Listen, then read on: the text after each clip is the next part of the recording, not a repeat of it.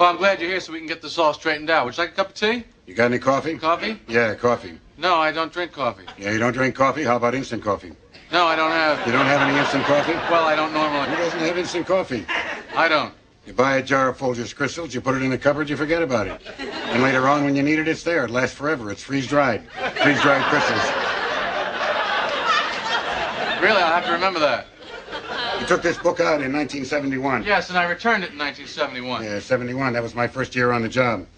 Bad year for libraries. Bad year for America. Hippies burning library cards.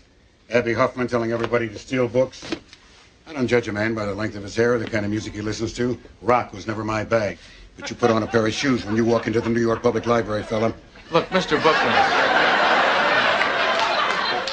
I returned that book. I remember it very specifically. You're a comedian. You make people laugh. I try. You think this is all a big joke, don't you? No, I don't. I saw you on TV once. I remembered your name from my list. I looked it up. Sure enough, it checked out. You think because you're a celebrity that somehow the law doesn't apply to you, that you're above the law? Certainly not. Well, let me tell you something funny, boy. You know that little stamp? The one that says New York Public Library? Well, that may not mean anything to you, but that means a lot to me. One whole hell of a lot. Sure, go ahead, laugh if you want to.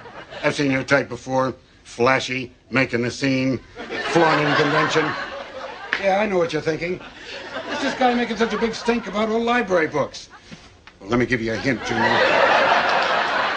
Maybe we can live without libraries, people like you and me. Maybe. Sure, we're too old to change the world. But what about that kid sitting down, opening a book right now in a branch of the local library and finding drawings of peepees and wee-wees and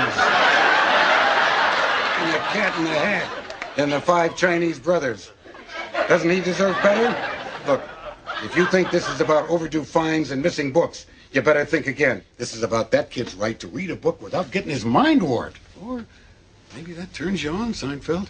Maybe that's how you get your kicks. You and your good time buddies. Well, I got a flash for you, Joy Boy. Party time is over. You got 7 days, Seinfeld. That is 1 week.